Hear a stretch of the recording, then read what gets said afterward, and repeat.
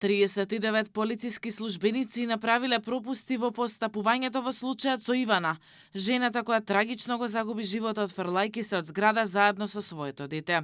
Внатрешната контрола на Министерството за внатрешни работи утврдила сериозни слабости, од ненавремена реакција до недоволна координација меѓу службите.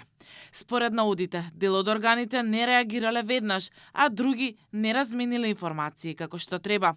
Од МВР велат, ки има одговорност. Најавени се дисциплински постапки за сите кои направиле пропусти.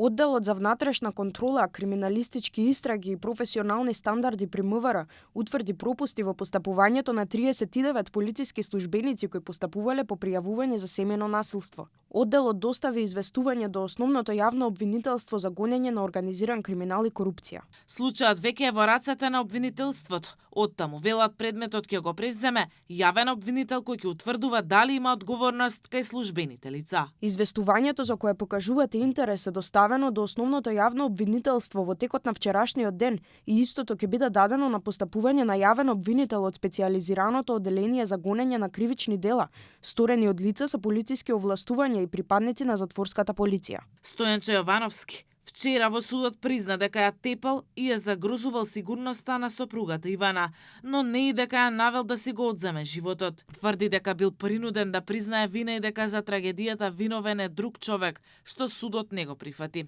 Обвинителството вели дека тој се обидува да манипулира и најави докази за сите обвиненија. Сведочењето на мајката на Ивана откри години насилство, тепања, закани и малтретирање, на кои Ивана често молчала. Таа раскаже и за драматични ситуации, кога Ивана била претепана, турната по скали во болница, па дури и оставена на автопат со детето. Насилството продолжило до последниот ден, кога според сведоштвата, по сериозни закани и физички напад, Ивана заедно со својата ќерка скокнала од честикат. Судењето продолжува утре.